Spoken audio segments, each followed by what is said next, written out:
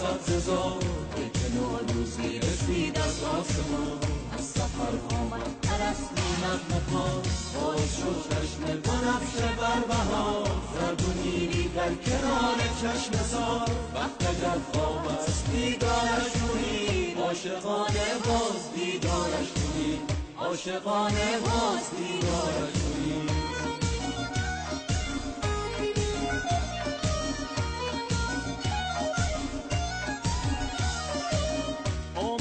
نوروز در این سرزمین خاک ما شد دشت فردوس برین بوی نارنج و ترنج و عطر بید میتوان از تربت حافظ شنید باز شد چشم بهاران بر خزر شد صدف ها خانه در و گهر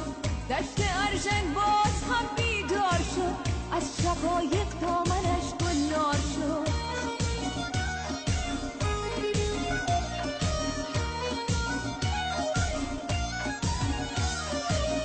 قاصدک آمد که مهمان آمده بوی نرگس های یاران آمده خاک من ای قبلگاه عاشقان نوبهارانت همیشه جاودان رودهایت پرخروش و بیقرار کوههایت سربلند و استوار بند بند ما همه از خاک توست تار و پود ما ز خاک توست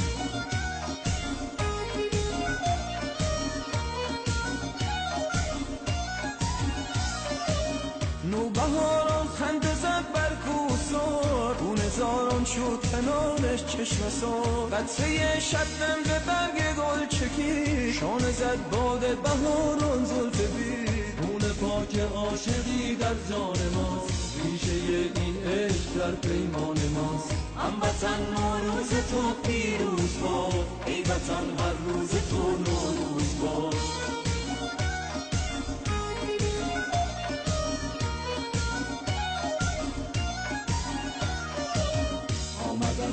اسب زیبای بهار نوبهاران خنده زد بر سبززار ای که نوروزی رسید از آسمان از سفر آمد پرستو نغمه خوان آسمان برداشت زیر ابروی عشق پر شده دنیا ز عطر و بوی عشق وقت اگر خواب است دیدارش کنید عاشقانه باز دیدارش کنید عاشقانه باز دیدارش کنید